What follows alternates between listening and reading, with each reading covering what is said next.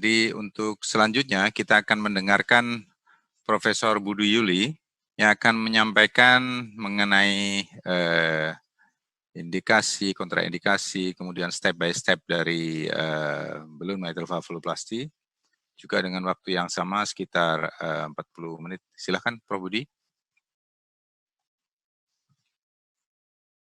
Baik, terima kasih Dr. Rizky. Saya akan mulai dengan presentasi saya.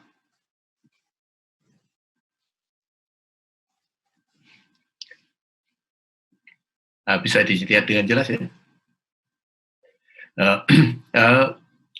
Sejauh sekalian, kalau tadi Dr. Erwan sudah memberikan gambaran mitral stenosis secara eko dengan demikian runtut ya, dan itu memang diperlukan di dalam kita melakukan suatu tindakan intervensi, terutama intervensi PDMC.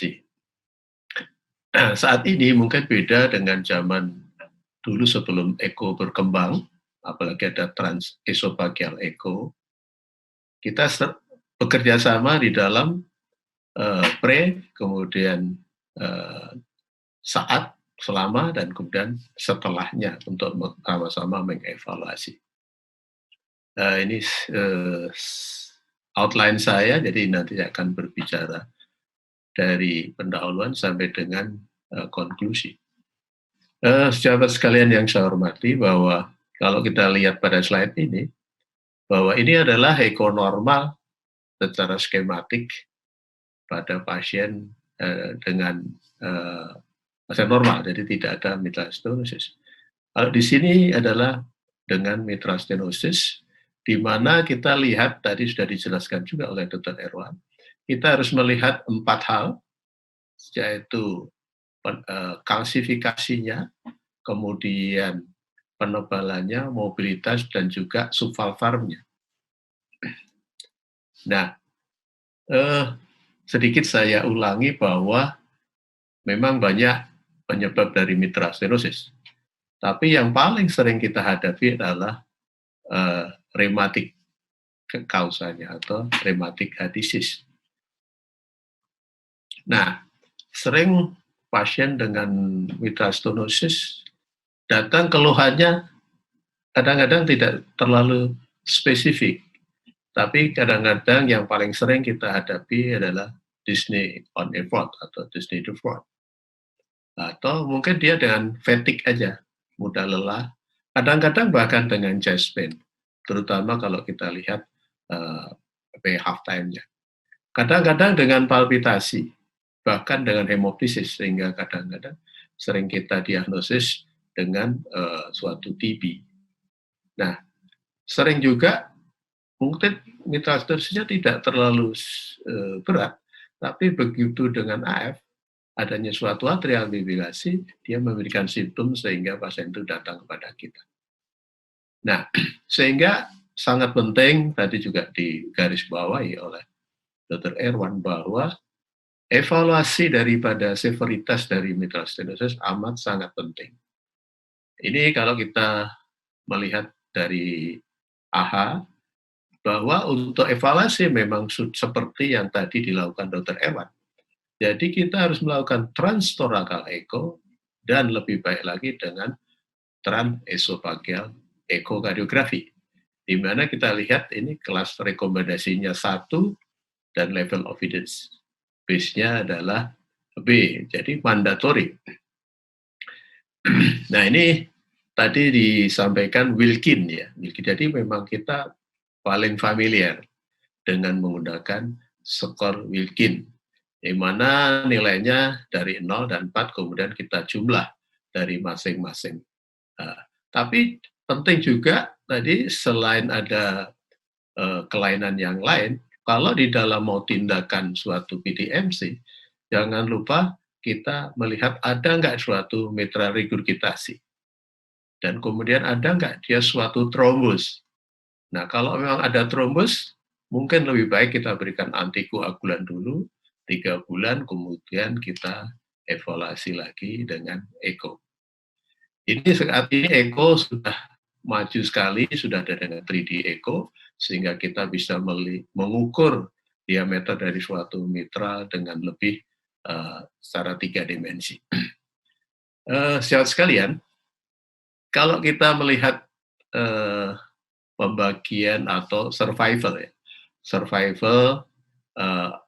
rate daripada pasien dengan MS yang kita bagi dua, jadi Wilkins score atau skor echo-nya kurang dari 8 dan lebih dari 8. Ini tampak memang makin dia skornya makin tinggi, survival-nya makin lebih jelek. Memang ada faktor lain, umur, ada fibrilasi, dan sebagainya, itu juga mempengaruhi survival.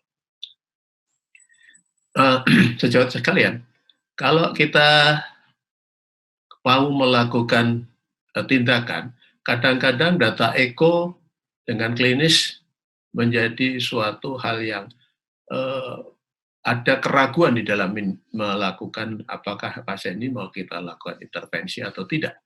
Sehingga harus dilakukan suatu pemeriksaan untuk meyakinkan kita, yaitu dengan pemeriksaan invasif untuk melihat hemodynamic assessment kalau memang ada suatu diskrepansi antara yang didapatkan dengan non-invasif testing atau pemeriksaan non-invasif. Nah, kalau kita kembali kepada severitas pada mitral stenosis, kita memang melihat ada 3 yang harus kita pikirkan, yaitu gradient, kemudian PA pressure, kemudian valve area. Jadi di gradient kita bedakan menjadi yang ringan, kemudian dengan yang berat, dan di tengah-tengahnya adalah moderate. Kurang dari 5 ringan, lebih dari 10 moderate. Severe, 5-10 moderate. PA pressure kita batasnya 30 dan 50. Sedangkan valve area kita 1,5 dan 1. Nah, ini adalah grafik hemodinamik, di mana kita bisa melihat ini sebetulnya untuk melihat bahwa severitas dari mitral stenosis perlu nggak kita intervensi. Ini kalau kita lihat ada suatu pressure dibandingkan di pulmonary artery atau dengan penambahan volume, kita lihat di sini pressure-nya akan meningkat.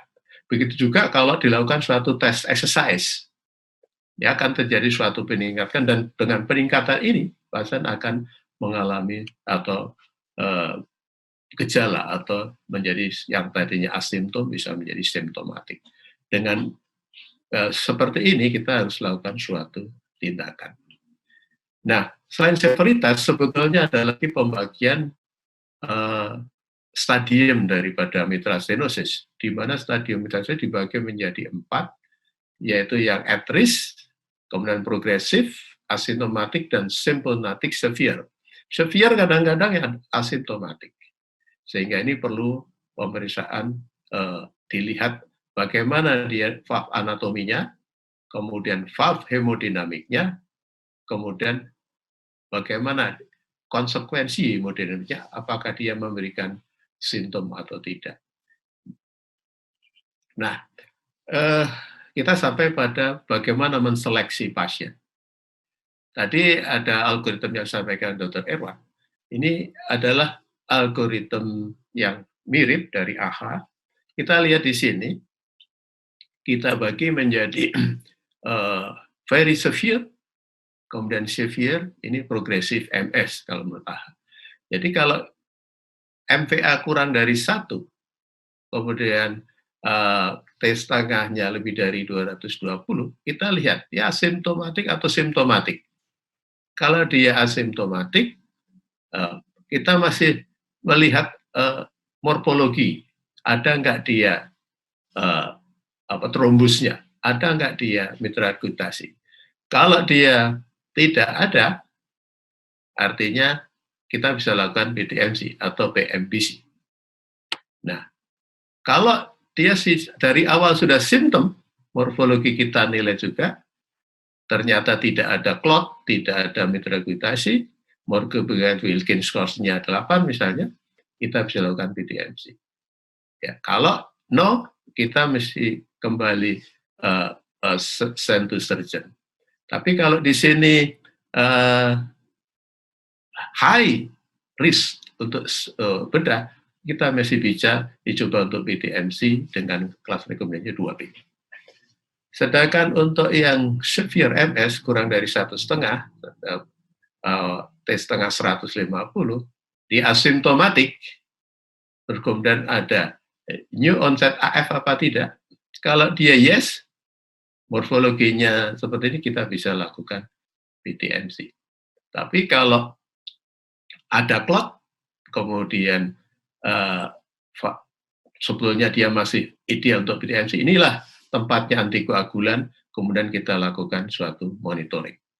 Sedangkan yang progresif, MS, MVA-nya lebih dari 1,5, T setengah kurang dari 150, bisa, dan dia simptom, tetapi tidak ada penyakit lain, kita harus ukur PCWP-nya, lebih dari 25 atau tidak dengan exercise pada slide sebelumnya tadi. Kalau iya, PTMC. Ini adalah beberapa indikasi intervensi pada pasien dengan MS. Nah, sekarang tiba giliran bagaimana melakukan PTMC. Jadi untuk PTMC, kita mesti, ini adalah alat-alat yang biasa kita pakai, yaitu ada balon, kemudian ada stretching, ada dilator, ada stilet, kemudian ada ukuran volume balon, dan kemudian ada loop wire seperti ini. Nah, ini adalah balon inoid namanya, yang dimana adalah di sini ada tempat untuk mengisi balonnya, kemudian balon ini bisa dikembangkan. Ini untuk stretching dulu, kemudian kalau mau dikembangkan stretchingnya dibuka. Ini ada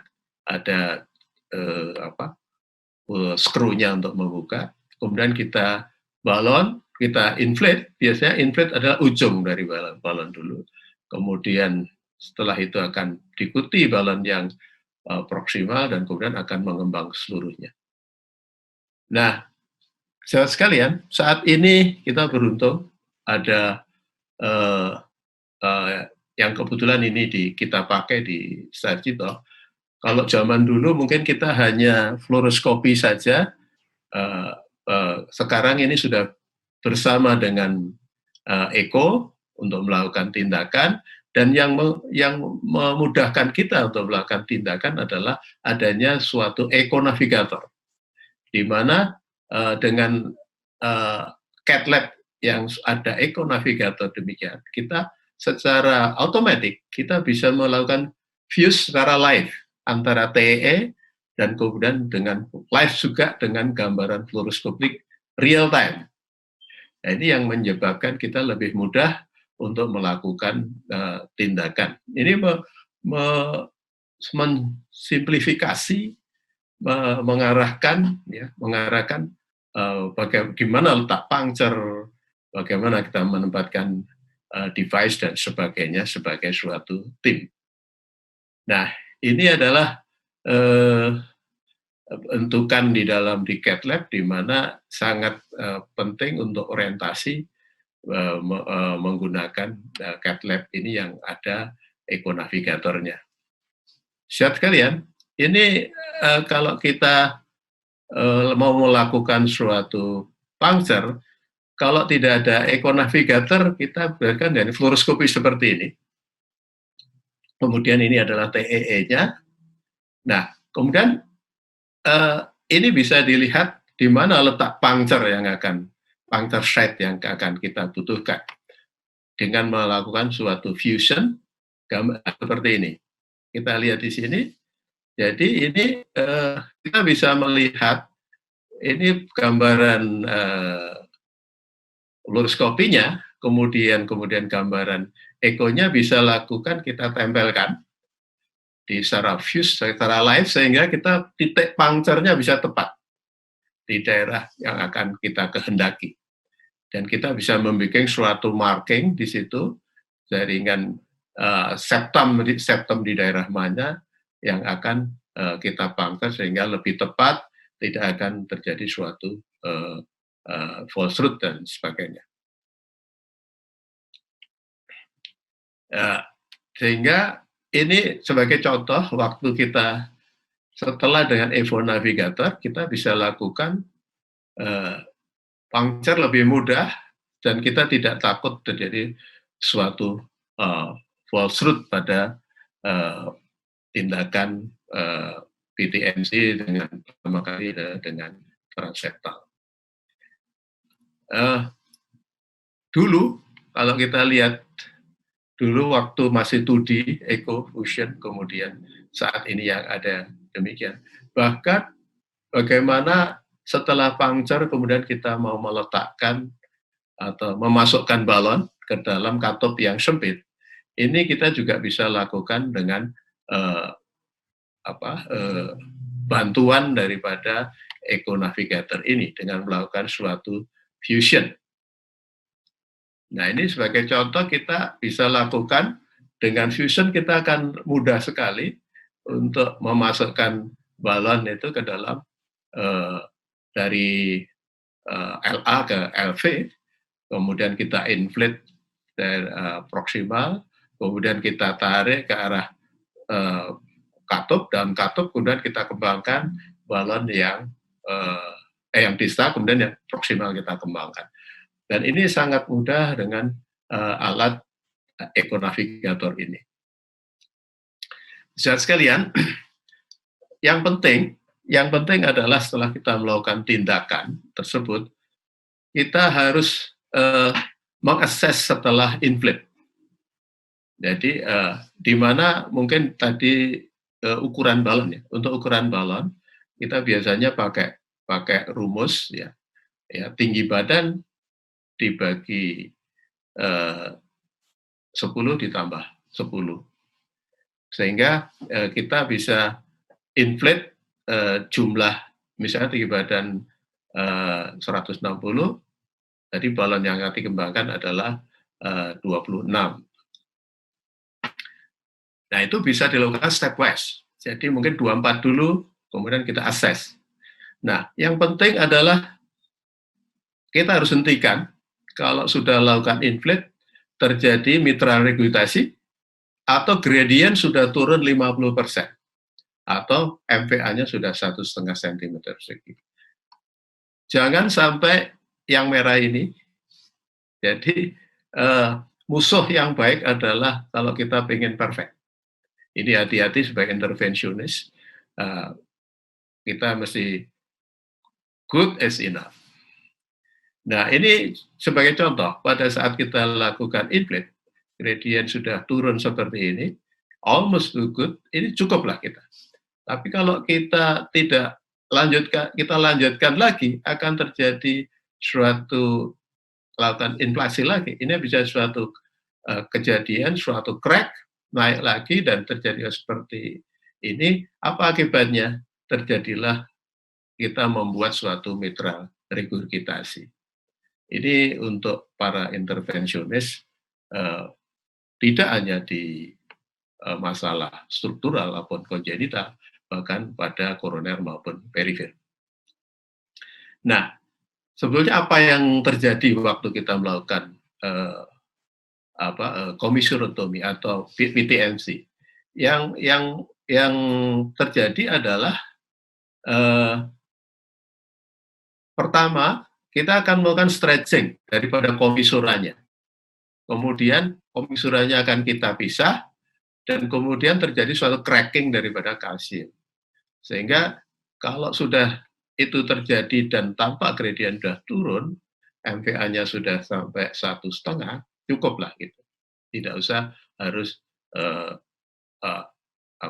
perfect. Nah, sekarang tentu saja dalam suatu prosedur tindakan sering terjadi komplikasi. Komplikasi ada 4, bisa pada transseptal waktu saat kita puncture, yang paling sering adalah terjadi false root atau jadi suatu tamponade kurang lebih 0,5 sampai 4%. Bisa juga terjadi mitral gutasi 2-3%, ASD 1-2%, atau myocard infarct, stroke itu 1%. Juga bisa terjadi mortalitas yang kira-kira 1-2%. Kita harus sampaikan ke pasien maupun keluarga pasien. Nah, ada satu kondisi yang mau tidak mau kita tidak akan kirim ke surgeon, walaupun sebetulnya ya, indikasi. Kalau ada suatu kondisi MS, walaupun Wilkins score-nya lebih dari 8, tapi dia pregnancy misalnya, dan dia simptom hubungan dengan pregnancy-nya. Ya kita simptomatik kita atasi dulu dengan PTMC. Kemudian ada kadang-kadang kita ada takut terjadi pulmonary pH sekunder pada MS, tapi biasanya kalau kita sudah melakukan PTMC dan berhasil, akan terjadi penurunan pH pressure secara kontinu, bisa dalam hitungan bulan ataupun tahun. Nah, ini ada lagi bahwa sering pada orang tua atau sebelumnya bahkan dilakukan suatu bedah jantung atau komorbid yang lain, ini atau dia menolak untuk dilakukan ganti katop, kita bisa lakukan prosedur PTMC. Juga tidak kalah pentingnya adalah post procedure management. Nah, ini kita harus perlu nggak diberikan antikoagulan? Ini penting diberikan kalau terjadi suatu atrial fibrilasi. Dan kemudian setelah dilakukan PTMC, kita bisa pikirkan suatu kardioversi.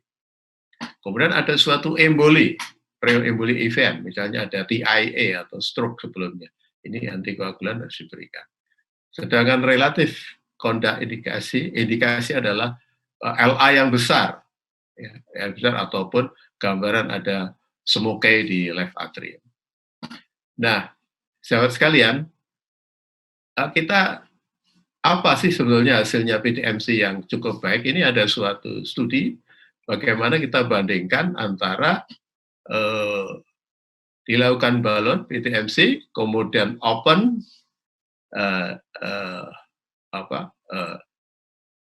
medical commission, open collision ataupun close commissurotomy.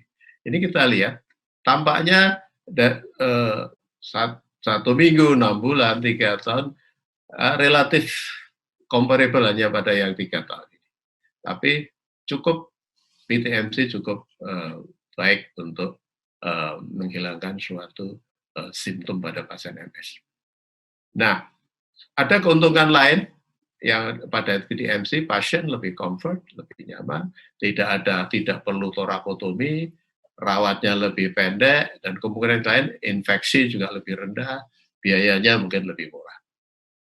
Nah, yang perlu diperhatikan bahwa setelah PTMC itu bisa terjadi penyempitan kembali, yaitu sekitar 10-30% dalam 7 tahun.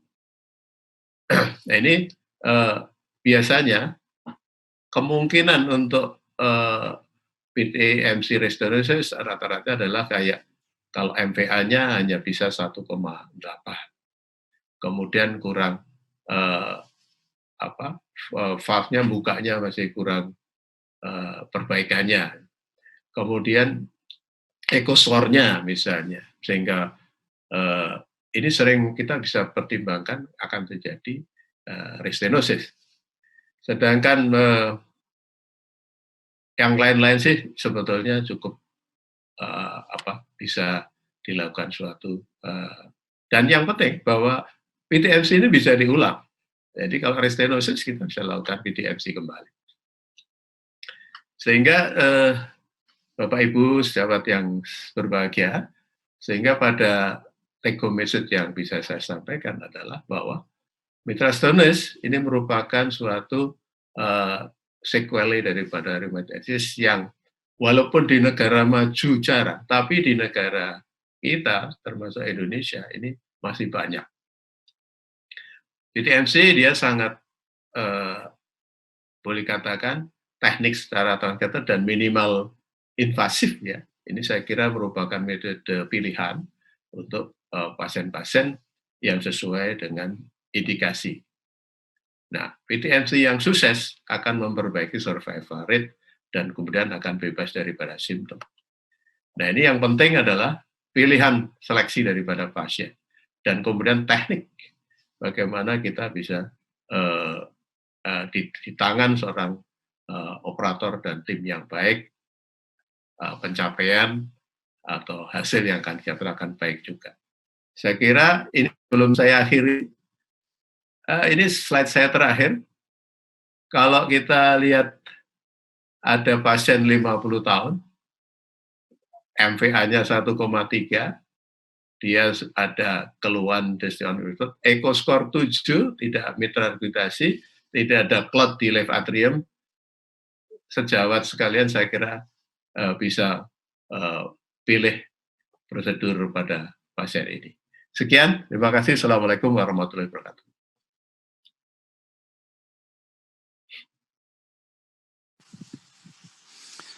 Ya, terima kasih Prof. Budi atas presentasinya yang komprehensif ya mengenai BMV